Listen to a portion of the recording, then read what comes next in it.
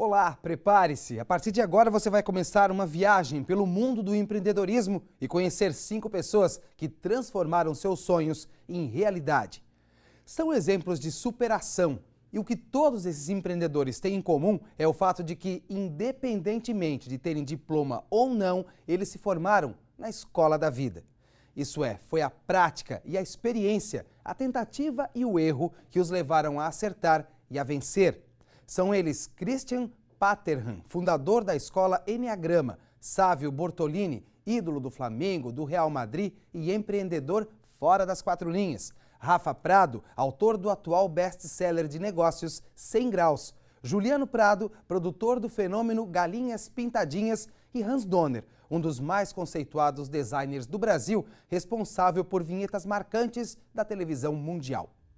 O evento que vocês verão a seguir é o segundo de uma série de 3 promovidos pelo empreendedor serial e fundador da School of Life, Ricardo Bellino. O primeiro foi em Barcelona, este segundo aconteceu em Florianópolis e o terceiro será em São Paulo. Com vocês, Elite Plus Masterminds Florianópolis, um presente da Record News e School of Life.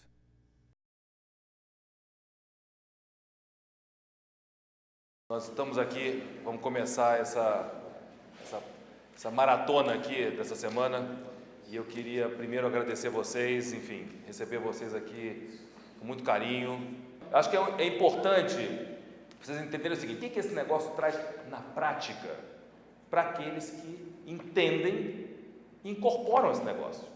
Porque o problema é que acontece muitas vezes, a gente não incorpora. Então você dá uma sugestão e o sujeito não adota ela, enfim, e aí não acontece. Mas vamos partir da perspectiva daqueles que adotam esse negócio e que esse troço realmente pode trazer resultados concretos. Então a gente teve a preocupação realmente de dedicar um tempo e uma energia para poder ter essa discussão e poder trazer um pouco dessas experiências práticas. Eu convidei alguns amigos importantes para estar conosco aqui, desde o Hans Donner, que é um sujeito muito bacana, que não tem nada a ver com o negócio de vocês, mas é um sujeito que tem uma trajetória maravilhosa, um cara que trabalha com criação, com inovação, com sonho, e que vai estar aqui com a gente, não para fazer uma palestra para 500 pessoas, não. Eu estou trazendo pessoas que fazem palestra para 500 para falar com 10, que eu acho que esse é um pouco o propósito de compartilhar com vocês coisas extraordinárias. Enfim, nós vamos compartilhar um pouco do que é a nossa metodologia Escola da Vida e trocar essas experiências com as pessoas. Independente, cada um tem um projeto aqui. Vamos fazer parte de agendas sérias? Tudo bem, esse é meu compromisso com vocês. E estou aqui aberto a todas as críticas para que a gente possa aperfeiçoar essa agenda, para que a gente se sinta cada vez mais feliz de estar junto com vocês. Eu estou muito feliz de estar com vocês, aprendo com cada um de vocês, admiro e respeito cada um de vocês. E acho que essa é uma agenda que tem que ser recíproca e mútua.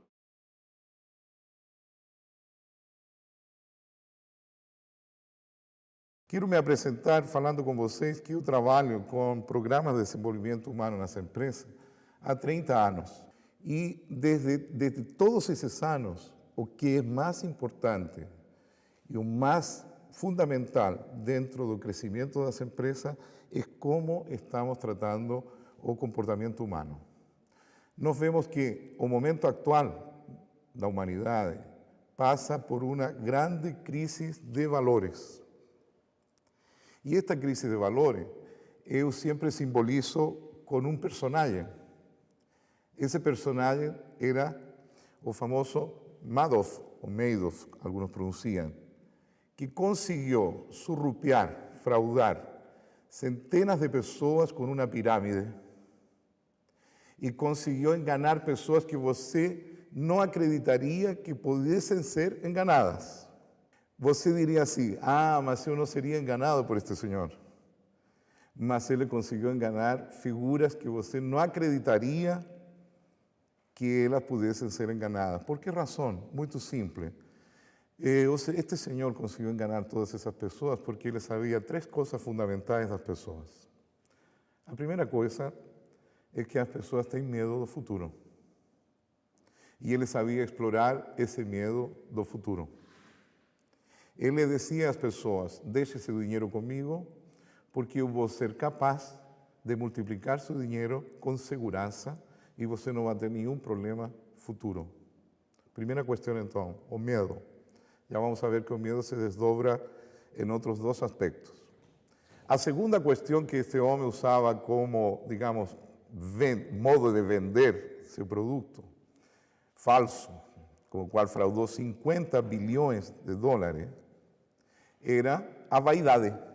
A vaidade move as pessoas. E muitas pessoas, quando viram que este homem tinha a seu alrededor pessoas muito famosas com ele, essas pessoas, então, por vaidade, entravam no grupo sem sequer pensar, movidas emocionalmente por o desejo de fazer parte de uma turma de elite. E essas pessoas, então, acabavam sendo também fraudadas.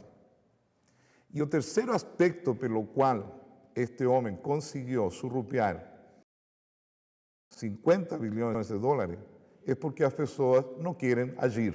Como muito bem diz também nosso líder aqui na School of Life, Ricardo Bellino, as pessoas para agir às vezes precisam entrar em uma piscina com um tubarão para que elas entrem na ação. Então este homem se aproveitava da preguiça, da capacidade tremenda de procrastinação que as pessoas têm para justamente prometer a elas, você não precisa fazer nada, deixe que eu faço tudo. Nós vamos analisar que esses três fatores estão prejudicando as empresas enormemente. Hoje em dia, mais de 32% das pessoas são demitidas das empresas, primeiro, por fatores comportamentais. Ou seja, as pessoas elas não conseguem ficar em seus trabalhos, não porque elas não tenham um título universitário, não porque elas não tenham um doutorado, um mestrado ou alguma capacitação profissional, sino que 32% elas falham em seus comportamentos com seus colegas, com seus pares, o que implica, então, a sua demissão. 32%. 29% das pessoas são demitidas das empresas porque não sabem liderar pessoas. E liderar pessoas, né, aqui está colocado como 29% são demitidos por aspectos gerenciais. Liderar pessoas é fundamental. Nós estamos aqui neste evento Elite Mais, Mastermind, onde nós estamos aprendendo também o valor da inteligência emocional. Hoje, no nosso evento, no início, nós vimos como é importante el como tu te relacionas com as pessoas, el como tu conseguirias, através das pessoas, conseguir teus resultados. Se tu não sabes dirigir pessoas, tu não vas a poder conseguir os resultados que tu anseias, que tu objetivas. Ser líder é também um trabalho de, digamos assim, interno que nós devemos desenvolver.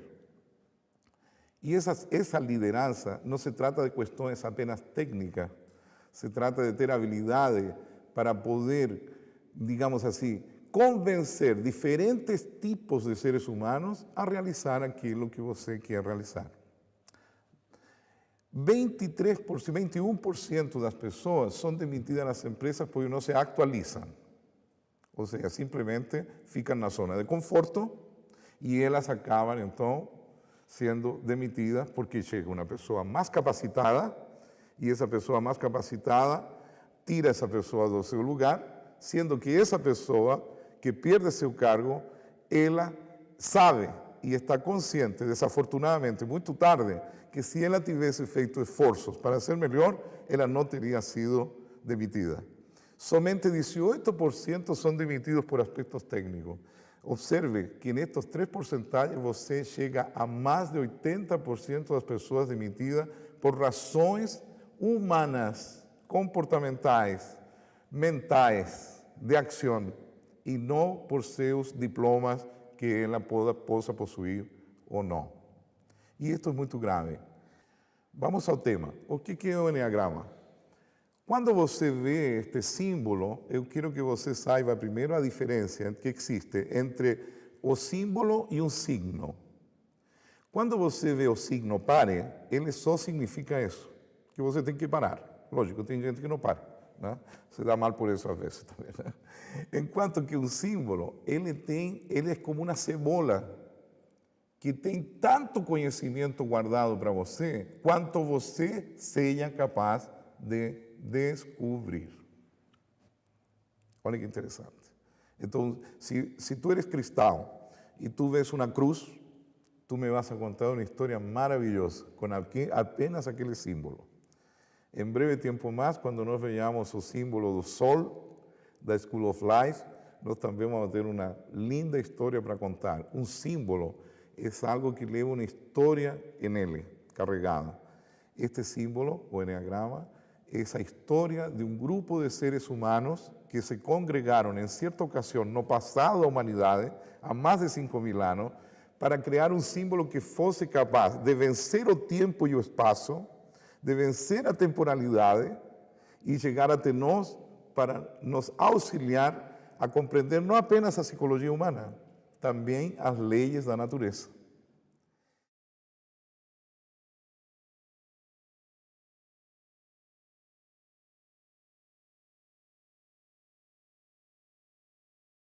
Eu sou capixaba, eu sou de Vila Velha, Espírito Santo. Eu comecei muito pequeno no Espírito Santo, com apenas 8, 9 anos de idade.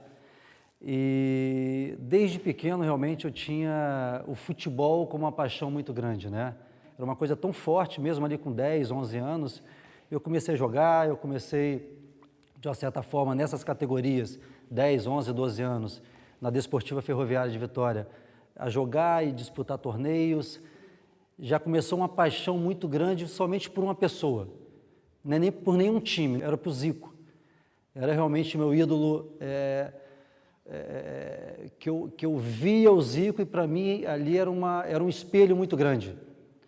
E sendo Zico, comecei a ser Flamengo. E depois de 4 anos jogando no Espírito Santo, eu com 14 anos recebi justamente uma proposta para ir para o Rio de Janeiro jogar no Flamengo. Era uma coisa assim que eu lá, 4, 5 anos atrás, via minha paixão pelo Zico, o amor pelo Flamengo, e 4 anos, 5 anos depois, eu recebo um convite do Flamengo realmente para ir para o Rio de Janeiro. Dentro de muitas decisões que eu tomei na minha vida, com 14 anos realmente foi a decisão mais difícil da minha vida. E aquele convite foi muito importante para mim, aquela decisão, porque aquilo ali realmente era uma oportunidade que dificilmente viria uma outra vez, porque naquela época, na década de 80, você ter alguém de um grande clube do Rio de Janeiro, de São Paulo ou de Minas, você receber um convite de um grande clube ali, ali eu tinha certeza que não iria passar 2 vezes essa oportunidade. E realmente ali eu falo que foi a decisão mais difícil, porque logo no primeiro ano eu fiquei 8 meses sem ver minha família. É uma época que não tinha celular, não tinha internet, era orelhão de ficha, né? Mas aquilo ali eu aprendi bastante. E muita gente até hoje me pergunta, como foi esse momento do futebol de base, na década de 80? Eu falo, olha, com toda seriedade eu falo, eu não sei se eu passaria de novo. Porque realmente, a gente está falando de um clube muito grande, agora um clube que não tinha nenhuma estrutura, não tinha centro de treinamentos, não tinha ônibus próprios, não tinha nada. Você acordava 4, 5 horas da manhã, pegava o seu ônibus circular, 2 horas no Rio de Janeiro, 2 horas e meia para ir, 2 horas e meia voltar, ônibus lotado, um dia era no campo diferente, enfim, era uma loucura. E você está nesse momento, longe dos seus pais, com todas essas dificuldades, realmente a primeira coisa que você faz é assim, não dá. Mas aí nesse processo, eu sabia de toda essa dificuldade, mas eu coloquei na minha frente uma única coisa, o sonho.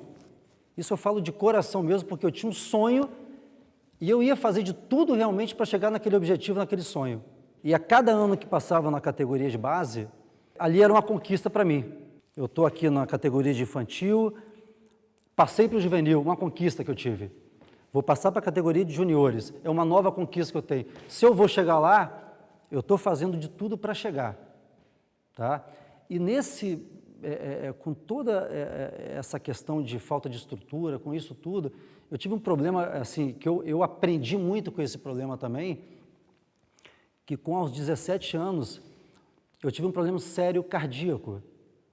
E eu já, ali com 17 anos, na época o Flamengo já, o os diretores da equipe principal do Flamengo já tinham ali alguma estratégia comigo, nos profissionais, com 17 anos. E ali eu via que a cada momento o sonho, ele era distante, mas ao mesmo tempo eu sentia que era perto.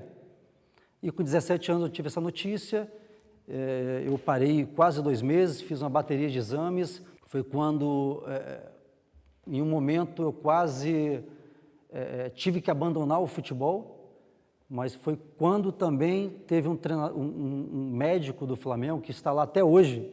Ele falou: Sávio, contra todo mundo. Ele falou: não, eu fiz todos os exames, você tem um problema aqui, mas eu assino embaixo. Você vai jogar futebol sim. E alguns diretores, treinadores falaram: não, olha, é muito arriscado, não vai. E eu segui, tomei medicamento, enfim, consegui superar esse problema. E 1 ano depois eu estava no profissional do Flamengo. Aí sim eu vi ali, depois dessa superação, que o sonho estava cada vez mais próximo. E foi justamente quando eu recebi a minha primeira oportunidade no profissional, com apenas 18 anos, a gente foi campeão brasileiro em 92, e dali para frente eu via que o meu sonho estava se realizando, mas era apenas um primeiro passo. Um primeiro passo. Eu falo isso porque hoje a gente tem uma dificuldade muito grande quando a gente lida com gestão de carreira e com o futebol atual que a gente está vivendo hoje. É tudo mediático, é uma coisa muito espantosa, né? O jogador entra, faz um gol, já está valendo 10 milhões de euros, já está 20 milhões de euros, é uma promessa muito grande, e isso para a cabeça do jogador é muito complicado ele assimilar isso, porque ele sai do zero para uma coisa muito grande, e isso é muito difícil assimilar. Quando um atleta chega ao profissional de qualquer clube grande, já vem uma acomodação muito grande, uma acomodação assim gigantesca. Eu digo isso porque a experiência mesmo, a gente acompanha hoje em dia o futebol e essa acomodação está prejudicando de certa forma o futebol brasileiro em geral, e a gente está vendo isso através de resultados. É engraçado porque a gente não sabe se vai chegar, porque é muito difícil, poucos chegam, mas isso é um processo natural. Eu cresci na minha base do Flamengo, eu joguei com 200 jogadores, 2, 3 chegaram, 4 chegaram, porque é um processo normal, é muito difícil, é um funil mesmo que vai se transformando. Hoje, muito menos do que no passado. Eu acho que se tem mais oportunidades hoje do que tinha antes. Antigamente, eu subi com 18 anos, e a oportunidade que eu tive com 18, 19 anos, eu tinha que mostrar, se eu não jogasse bem, acabou. Hoje ainda a gente vê muito mais oportunidades dadas a esses garotos, sabe? Agora, eu acho que eu acho que qualidade é fundamental, talento, tá? Claro, a gente fala, poxa, mas muitos não têm talento, chegam, por vontade, por perseverança, isso é importante. Agora, e outra coisa importante, só talento, esquece. Uma coisa que eu falo para os jogadores é o seguinte, eu só falo isso para eles, tá? Do que a gente trabalha e a oportunidade que eu tenho. Eu dei alguma palestra no Avaí, por exemplo, para a base, e eu sou muito taxativo do que eu falo, assim, olha, vai atrás do sonho, treina bastante, profissionaliza. Agora, gente, não largue os estudos, estuda pra caramba, porque eu não sei se todos vão chegar aqui. E se vocês não chegarem, o que vocês vão ter? Que base vocês vão ter? Sabe? E é difícil, realmente, chegar é difícil. E você tem que ali estar com os dois, o esporte e o estudo, esporte e estudo. Não deu no esporte, gente, não estou dizendo que deu no esporte e parou, não é isso? Mas, é claro, se você não deu aqui, você tem que seguir o que você aprendeu, o que você... Mas não desista não, tá? A ideia hoje é falar, né, como atingir a ebulição rumo ao sucesso, fazendo essa brincadeira, sem queimar oportunidades e sonhos que você possui. E um dos temas, um dos pontos centrais é exatamente quais são os principais erros que empreendedores ou as pessoas comuns que trabalham muitas vezes para uma organização, elas cometem. tá? E que impedem que elas realmente tenham sucesso, seja numa organização, seja como um empresário. E tem um detalhe que é importante falar, que é o seguinte, na verdade, você não precisa ser um empreendedor, não tem problema nenhum, tem gente que é intraempreendedor. Tem um movimento muito forte que acontece no mundo hoje, que parece que o caminho certo é só você ser um empresário, ser um empreendedor. E isso, na verdade, isso não é verdade. Essa que é a realidade que é importante compartilhar. Eu já tenho batido muito nessa tecla, porque tem muita gente que, ao invés de ser um empresário, ser um empreendedor, tem características, habilidades e talentos que fazem com que ele possa ser, por exemplo, um exímio executivo. Faça com que ele possa chegar, por exemplo, um cargo de diretoria, um cargo de CEO de uma organização, de repente um cargo aí até mesmo de presidência. Então, cada pessoa tem o seu caminho, cada pessoa sente, digamos assim, o que melhor adequa a ela. Então, quando a gente fala desses 100 graus, é realmente atingir e encontrar, na verdade, esse grau da mudança, tá? Independente de qual seja o seu desejo. Tá? Algumas pessoas talvez se descubram dentro do empreendedorismo, outras pessoas talvez não, e tá tudo bem, não existe o caminho certo, você não tem que ser empresário, ou você não tem que ser funcionário, você tem que ser aquilo que você vê que você vai conseguir ser o melhor de você. Tá? E quem que eu sou? Tem 3 pontos aqui. Dentro do mercado digital, eu sou conhecido como empresário de celebridades e personalidades. Tá? Eu crio marcas para empresários, eu crio marcas e projetos para algumas pessoas que talvez vocês conheçam, como foi o próprio Carlos Wieser Martins. Agora, a gente está com um projeto bem bacana com o Roberto Justus. Dentro do meio de celebridades, pessoas da TV, a gente já passou com o Edu Guedes, já passou com o Solange Frazão, já passou com o Fábio Arruda. Tá? O Rodrigo Sintra, que é o maior cabeleireiro, inclusive, do mundo, dentro do perfil social dele, tem mais de 5 milhões de seguidores, ele é o maior influenciador do mundo hoje, tá? Então trabalho com esse público, tá? Ajudando eles a fazer algo que é monetizar a audiência que eles possuem. O que é monetizar? Na verdade, é tornar a audiência que eles possuem, tá? Como se fosse, de certa forma, produtizando a própria marca que eles têm, que é a marca mais forte, chamada O Nome Deles. Tá? Tanto que por isso que a gente criou uma empresa chamada Brand Called You, que é uma marca chamada você. Não existe nenhuma marca mais poderosa que a marca do seu próprio nome. Tá? E tem algo que eu falo que, inclusive, no futuro, tá? As empresas que vão se manter na liderança serão as empresas que possuirão aí um líder público poderoso. E muitas vezes você me pergunta, mas como que você consegue comprovar isso? Se a gente for ver no passado, a Apple só é a Apple porque teve um cara chamado Steve Jobs. Esse cara, ele era um líder público poderoso. E as pessoas começaram a amar a Apple justamente porque elas começaram a amar quem? O próprio Steve.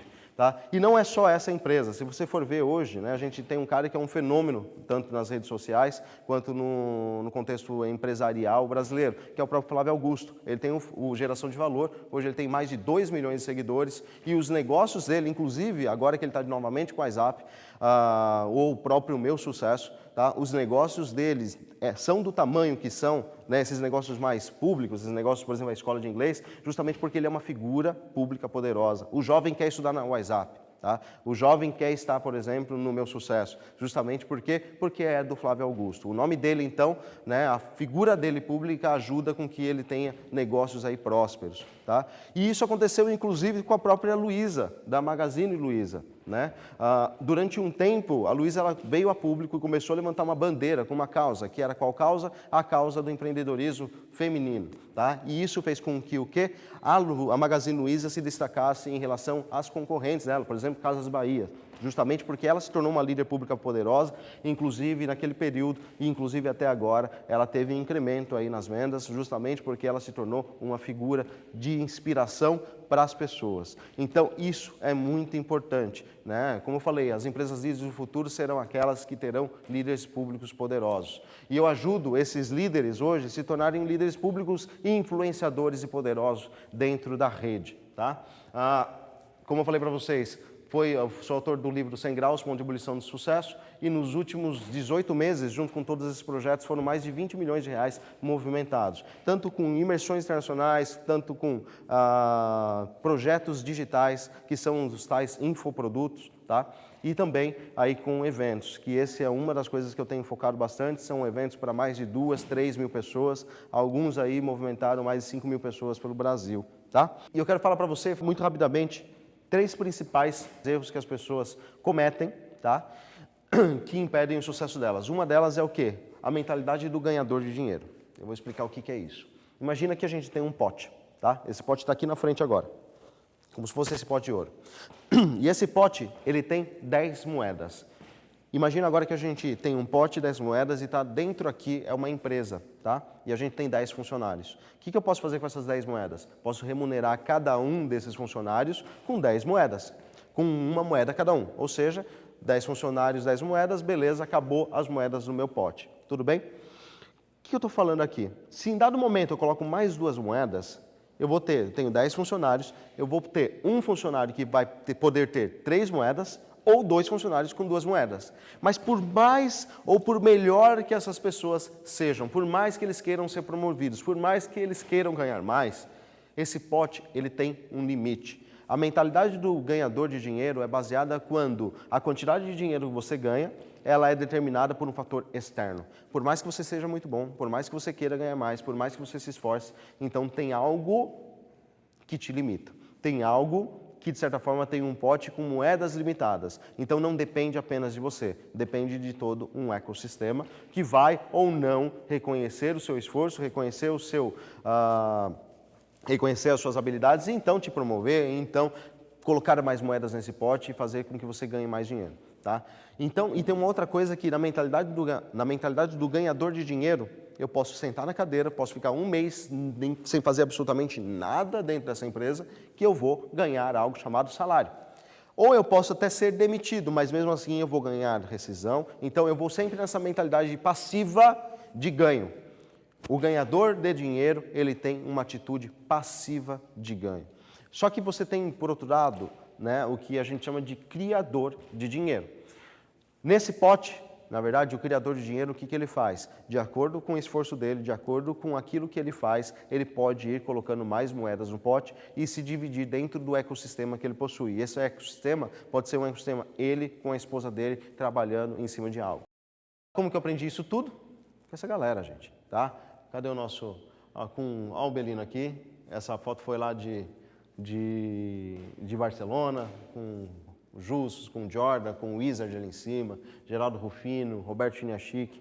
Eu brinco que eu tive os melhores mentores que qualquer pessoa pode ter. É o melhor mentor de palestra, Roberto Chiniachik, o melhor mentor de resiliência, que é o nosso amigo Geraldo Rufino, de relacionamento, que é o Belino, executivo. Então, assim, eu tive os melhores mentores do mundo.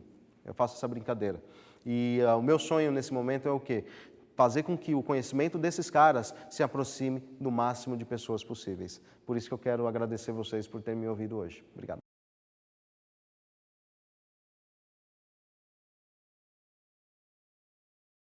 Eu vou contar um pouquinho aqui rapidamente o caso da galinha pintadinha, um pouquinho do meu caso pessoal.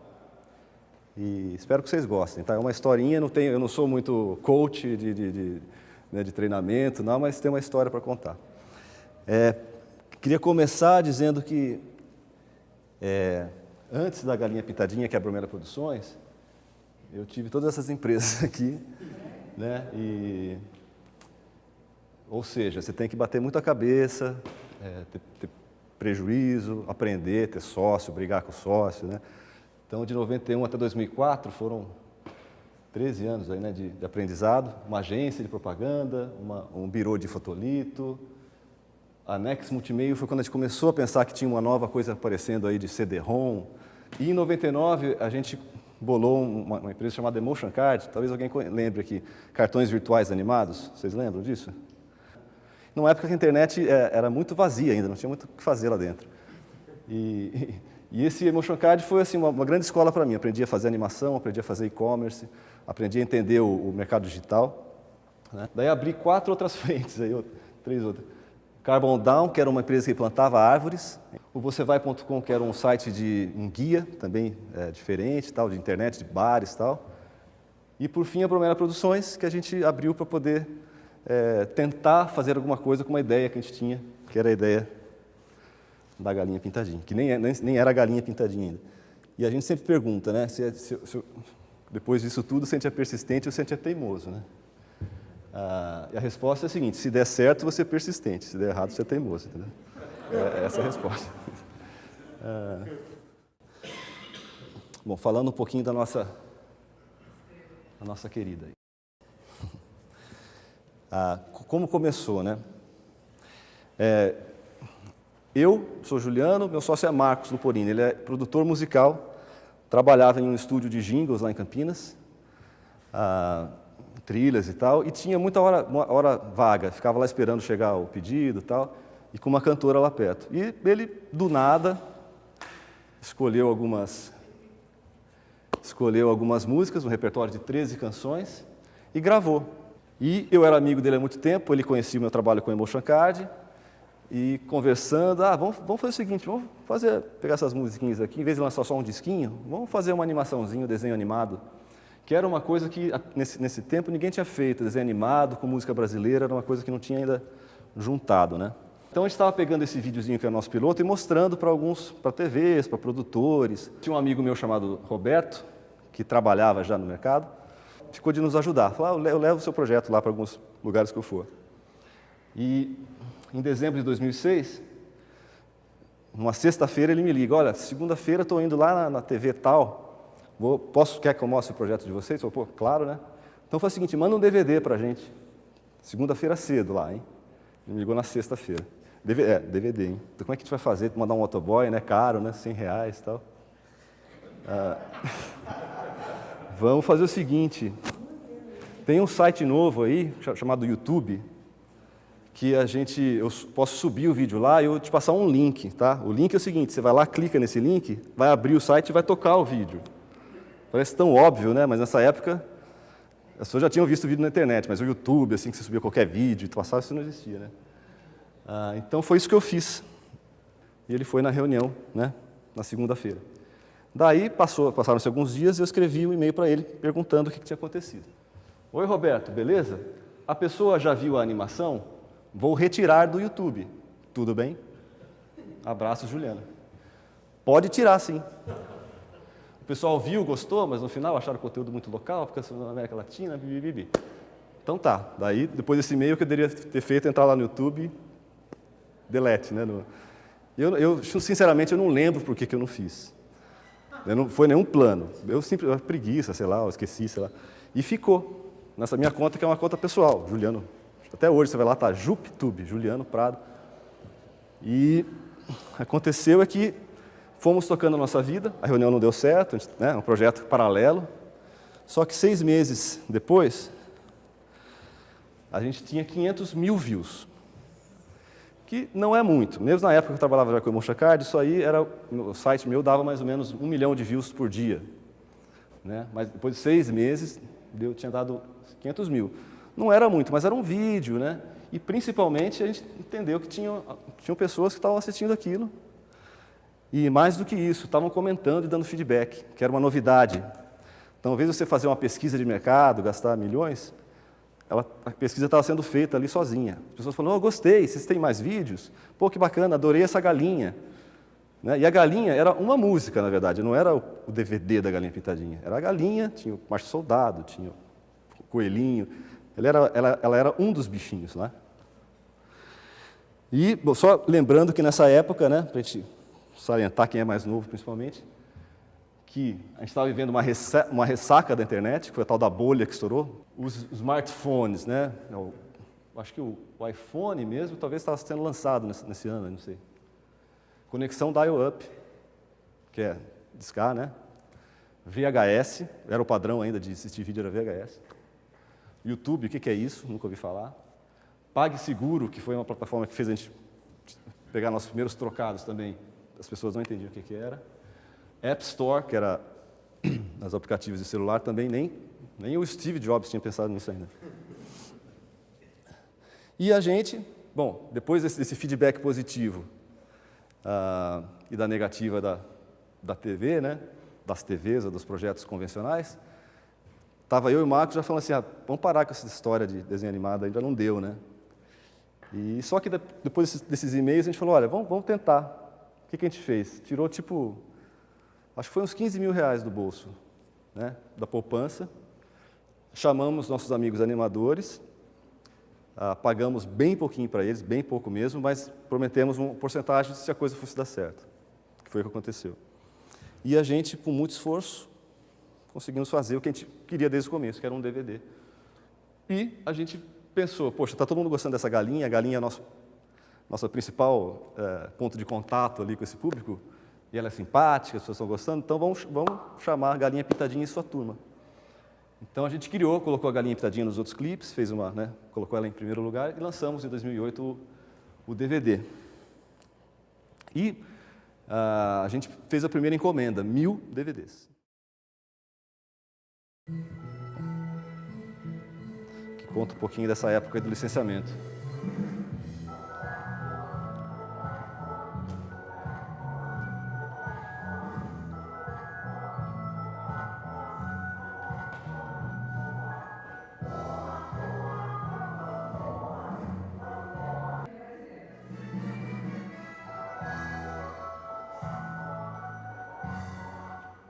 Bom, esse vídeo já é antiguinho, né, como vocês viram, já de alguns anos.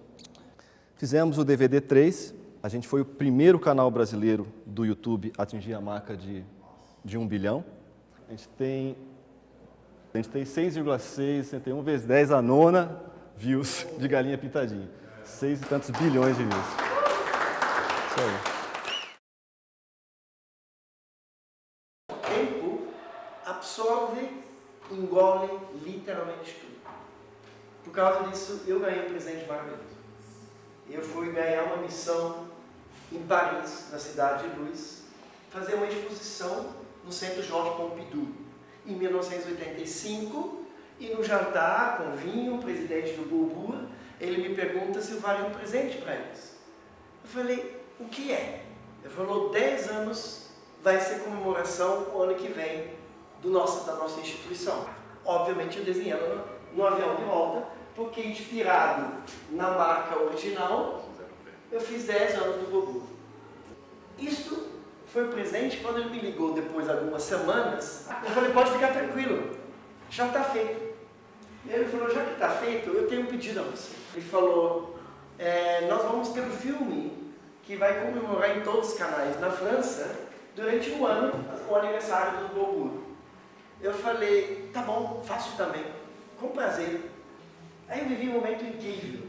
Você imagina, você entra no acervo do Beaubourg e tá lá os quadros do Picasso, Kandinsky, Miró, tudo. E você diz, não, esse Picasso eu não quero, eu quero esse Miró. Então eu vivi uma situação tão absurda que eu escolhi os quadros mais fantásticos do mundo para voar no meio dos andares.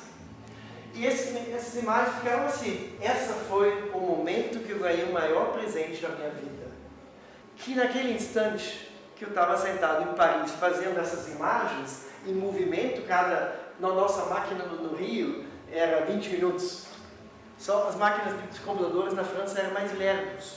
Então cada frame, são 30 imagens por segundo, demorava mais ou menos 1 hora e 10 minutos. O tempo não está passando. Eu falei, o tempo não está passando? Por que eu não desenho o tempo?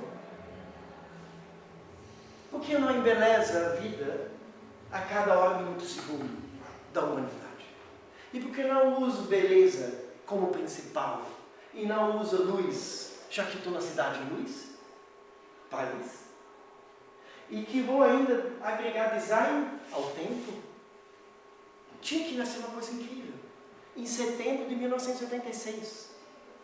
Hoje é setembro de 2016. É um sonho tão grande que de vez em quando, amanhã eu acordo, olho para o relógio e falo, caramba, como é bonito. E se eu ainda tenho a chance de transformar isso e ter a persistência e paciência de 30 anos para esperar a tecnologia para clicar e ter a beleza viva com luz? E se isso ainda me faz repensar que o homem está fazendo com o tempo? E que se isso vira toda engrenagem que ferra o mundo? Para usar gênios que são capazes dessa loucura, mostrar a hora, mas que não é capaz de tirar isso em paz, em silêncio e beleza? E se isso ainda se compara a si, que um troço que faz tic-tac sem fazer, e outro flui como se fosse o universo, e se isso ainda muda a cor, e se eu ainda repenso tudo e falo, Deus, olha aqui, dia e noite, é óbvio que é noite o dia, é óbvio o bem está no claro, e o mal está aqui. E óbvio, entre nascer e morrer, não tem uma linha, porque ninguém nasce e morre na mesma hora, ou muito poucos. Nós temos tempo. E o tempo, o espetáculo do tempo, não é o meio-dia incandescente na minha careca, nem a noite, a lua na minha cabeça, do preto. Porque até o Hitler, que se falou hoje, em algum momento estava aqui. Porque quando ele estava com a Eva Braun, o animal, tinha um momento diferente. E tudo na vida é assim. Nada é tão branco e preto, não é ponteiro, gente. A coisa é isso aqui. Porque isso é pôr do sol. Isso é nascer do sol. Como é que isso aqui, que sempre fez parte do meu design, Cristian? E se isso ainda me fez viajar pelo mundo, bater na porta da Rolex, da Patek Philippe, da Swatch, sendo, gente, olha o que tem aqui. Aí todo mundo dizendo, não sabemos fazer. Nós teríamos que reinventar os mecanismos da Suíça. Eu pego um avião e vou para o Japão e bato na porta da Casio, e os caras dizendo, nós não sabemos fazer. Seria 50 milhões de dólares de investimento, não vamos fazer. Eu recebi as respostas assim de absoluto, não vai dar. E isso fez eu gastando, viajando tempo e dinheiro, acreditando em encontrar com alguém que enxerga longe como Bonnie, como Steve Jobs, e que faz um jornalista suíço que vem entrevistar o Collor em 1992, o Pelé e o Ivo Pitangui, na mesa do Collor ele viu um relógio meu. Aí ele perguntou, o que é isso aqui? Aí ele perguntou, posso falar do relógio também? Eu falei, lógico. Sabe o que ele fez? Ele fez uma matéria que se chama Primeiro Mundial Sem Público. Ele publicou em 1992 uma Primeiro Mundial Sem Público. E isso fez um alemão de 2 metros, especialista em fazer relógios, esse cara, ver na revista. E ele tinha o know-how de fazer o relógio. E fez meu relógio. 9 anos depois, que eu lutei, andei. E esse cara fez um relógio físico. Virou uma peça cara, foi para museus, está no Museu de Chicago, Museu de Viena. Fizemos 800 peças e morremos na praia. Porque o relógio era lindo, mas não tinha luz. Eu fui inspirado na luz. Como é que vou fazer uma coisa com máquina da Suíça que faz tic-tac? E ainda fomos longe, porque a Bíblia dos Relógios, na feira, em Basileia, na Suíça, a maior feira de joias e relógios, tem um catálogo todo ano. A capa de 2001 era minha. Na hora que estava desistindo disso, na hora que eu falei, eu vou parar essa loucura, porque está me comendo cabeça, dinheiro, tempo. E vieram meus filhos. Eu falei, vou parar, eu não posso mais. E aí, aconteceram várias circunstâncias incríveis, que eu não vou entrar em detalhes agora. A tecnologia chegou, um estudante de Goiânia, Rodrigo Melo, manda 10 e-mails para Jô Soares, dizendo que ele é meu fã, ele conseguiu fazer virtualmente o meu relógio com luz, no computador. Fizemos etapas, não chegamos ainda, mas virou inclusive matérias na Ásia, Shades of Time, the Futuristic Time Telling Device, o que alguém faz quando ele tem tempo nas suas mãos. Esperamos que você tenha gostado e que essas palestras sirvam de inspiração para que você não apenas sonhe, mas transforme seus sonhos em realidade. Um grande abraço e até a próxima!